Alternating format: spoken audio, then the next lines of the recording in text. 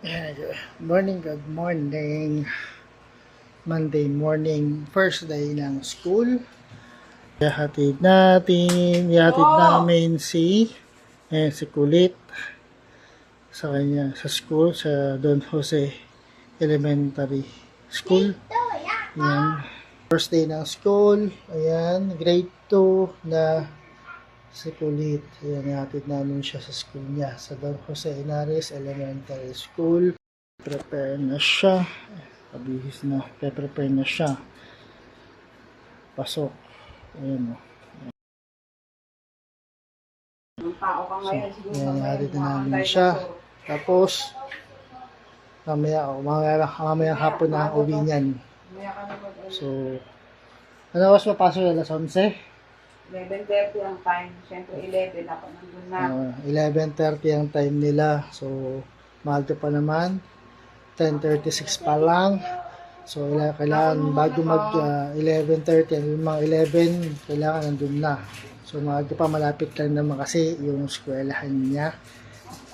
Walking distance lang. Ayan, walking distance lang eskwelahan niya. Papunta school. Galing dito sa bahay. Ayan. Ay, may iwan dito si ate. Pasok niya, tagal pa. Ayan. Ayan, bagong ligo na rin. Bagong ligo na rin si ate. Dahil mamaya pa sa ano pang pasok niya, matagal pa. Kasi, renovate yung kanyang eskwelahan. Yung Nuestra Leia. Oh. Yung upuan nila pink. Yung upuan nila pink. So, renovate yung kanilang eskwelahan. Kaya matagal pa ang pasok niya. Hindi wala kung kailan kasi naayos yung eskwelahan. Parang dinudutungan ng paniba kasi may bagong strand dito sa school nila. So, dinudutungan ng klase dito ng building, yung kanilang school. So, kaya yung matagalan yung kanilang pasok. So, naghihintay pa kami ng mga ilang minuto para ihatid si Kulit. Ayan, pinipicturean na siya. Picture taking sila. So, picture muna sila, no? So,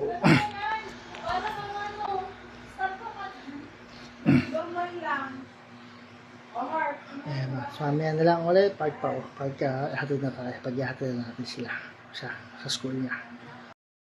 So, hatid natin si Kulit sa eskwelahan niya. Ayan, ayan. Ito ang sasakyan ng Honda. Gusto kong sasakyan. So yan, hatid natin siguro sa eskwelahan niya. Papunta tayo sa eskwelahan nila. Maglalakad lang sa Don Jose Henares Elementary School. Lakarin lang natin. Yan. Papunta tayo doon. Yan. Papunta. Yan daw. Yan yung dadaanan natin. Papunta doon sa eskwelahan. Ayan. Naglalagay sa likod. Ay, ikaw lang mag-bikrit ng bag niya. May bibigyan kami nito. Sorry. Ay na. Ano yung bag mo? Bigat-bigat tata kasi yun eh. Bibit-bitin mo pa. So, mamaya alagay natin. Pinuha ko yung bag ni Kulit. Ayan. Medyo mabigat kasi to. Kaya na magdalala.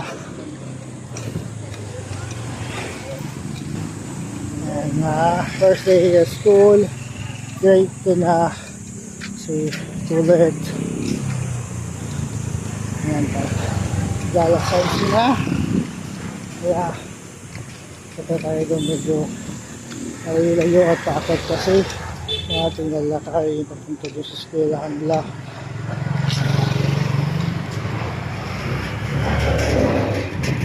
Lakad tayo ng maaga punta doon sa school.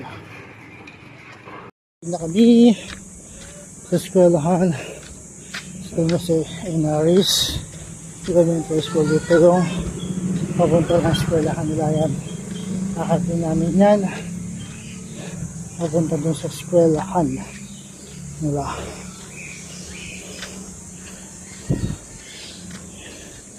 Pabundok kasi yung eskwelahan nila.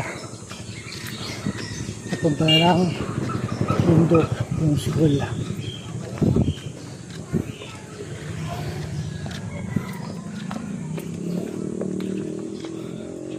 Nakapagod pero exercise na din to, no?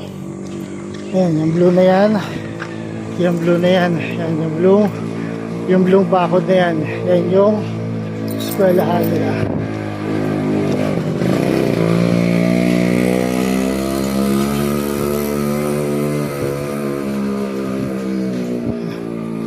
Yung blue bakod na yan, yung eskwelahan nila kulit.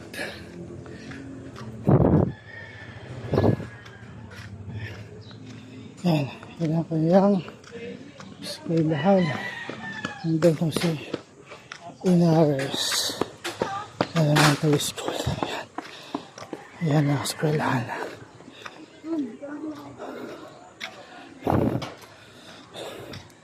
So, yan ang eskwelahan nila. Ay kulit. Hindi siya nag-aaral lang kinder hanggang grade 6 na dyan na siya dito. Ayan. Yung grade 6 na siya rito. Ito na siya mag-grade 6. Ayan kasi Inares Elementary School. Hanggang grade 6 na siya dito. Ayan, ang eskwelahan niya. First day of school ni Colette. Napasok na siya grade 2. So same room pa rin siya since last year. Ng grade 1 siya. Nasa same room lang siya. Saan mo nilagay? Ayan. Same school, same room lang siya. Dito pa rin yung room nila. Katulad ng last year. Saan siya nag-room ng grade 1. Kulit. Ayan, natin na namin si Kulit, si Faith sa school. At mamaya pa ang uwi niya, alas 4. Hanggang alas 4 pa ang uwi. Uwi na kami. Dahil alang oras na. Alas 11, 11:30 na. Hanggang alas 12 na. Tanghali. Amen. Dahil pa kami ng pananghalian. Pauwi na kami dahil sa school ni Kulit, ni Faith. Pauwi na kami. Dahil pa kami ng pananghalian. At alas 4 pa ang uwi niya. So, walang ayaw na sa oras natin. Pero may susundo pa rin natin siya. Susundo pa natin sa school mamaya. Pero, hindi natin na bibigyan. Yung pag-uwi, yung pauwi niya. No? Ayan, lalakad na kami pauwi. At doon naman sa kabila, dulo, ayan, doon sa kabilang dulo, doon naman ang doon si Inares na high school, doon naman si Kuya Sian nag-aaral. Pero pauwi na yun.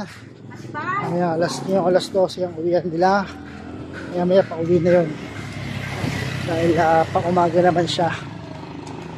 Ayan, pauwi na kami, lalakad na kami. Papunta ng bahay.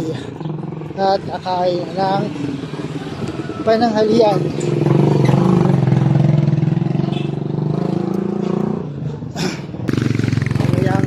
Mamaya hindi naman natin siya mamaya hapon alas 4.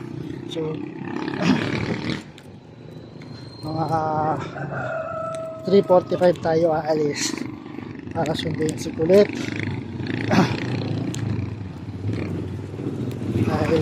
Dahil nga alas 4 ang uwi niya, 15 minutes bago ang uwi, sundin na natin siya.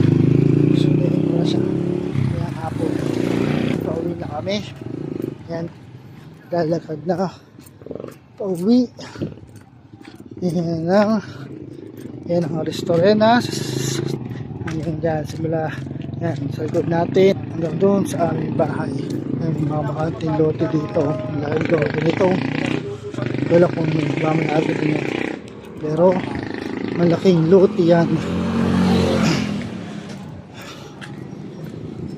Ayan, mga terminal ng tricycle dito. Ayan. Ayan, terminal ng tricycle dito. At itong kanto na to is Adelina. Yan, Adelina yan. Ayan, papunta na, ano naman yan, papunta na Marian Hill. Saan kami mag-jogging pagka birthday.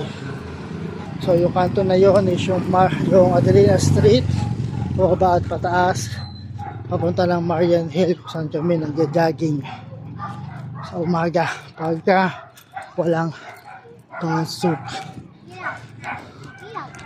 Ayan, kagutom. Ayan, malapit na kami. Lapit na kami sa bahay.